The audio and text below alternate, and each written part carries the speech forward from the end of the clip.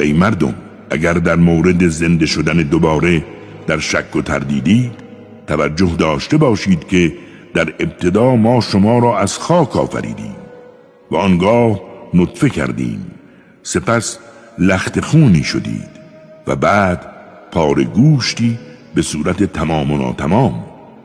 این کارها را کردیم تا قدرت خود را بر شما آشکار کنیم و در رحمها آنچه را صلاح بدانیم تا مدتی معین حفظ می کنیم، سپس شما را چون کودکی بیرون می آوریم تا به رشد و تکامل خویش برسید.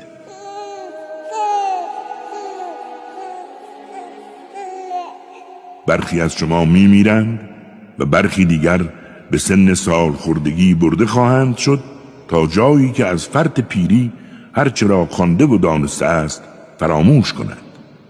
حتی زمین را در ابتدا خشک و مرده و بیگیاه می‌بینی، اما هنگامی که باران را بر آن نازل کنیم به حرکت در آمده جان می‌گیرد و متعاقب آن انواع گیاهان زیبا و شاداب را می‌رویاند. همه اینها به این دلیل است که او حق است. اوست که مرده را زنده می‌کند و بر هر کاری تواناست.